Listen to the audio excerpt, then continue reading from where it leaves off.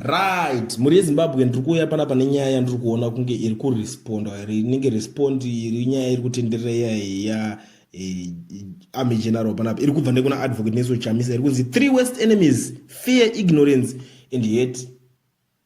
Zvanzi ndo 3 worst enemies pahuman being idzodzo pachinhu chinonzi munhu ndicho chinhu chinoningira. Ona nyaya iri kuitika ndekuda so inini ndapanda ndichitomboona pachitaurwa nyaya neboys richinzi ZANU-PF ichatongosvika madhonga nenyanga. Ndine zvinhu zvandatanga kufunga mupfungwa dzangu ndikati Zimbabwe haina varoyi chaivo chaivo kana n'anga.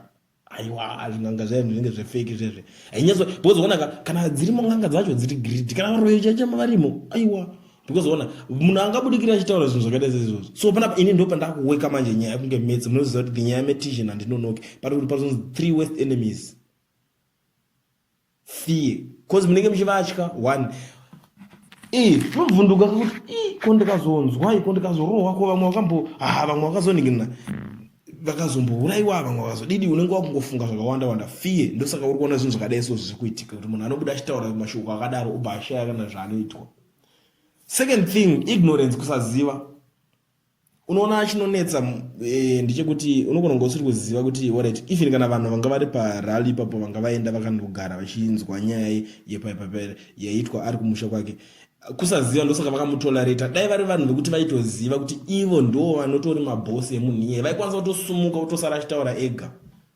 Next time anobva azo withdraw statement not sorry guys, but vakatotanga vari kutomuomberera maoko. Chechi 3 hanzi hate akakuzovengana vanhu tinezoneka kuzongovengana katipa zvikunzi ndo ma-enemies acho. But inini ndo panyaya yandiri kuona hangu according because this man ane kamwe kamupinduriro kaari kuita zvinhu mazuva ano kari different nezvinhu zvaimboita kudhara. Hameno muri Zimbabwe kana ndichinge ndanyatsodziweka nyaya dzisemetsise kana ndanyatsodzifambira mushe mushe tobva tangoonesana in the comment section obva uchindiudzawo iwo kuti uri kuionawo sei nyaya iyi yandava nayo ndakakubatira inhasi.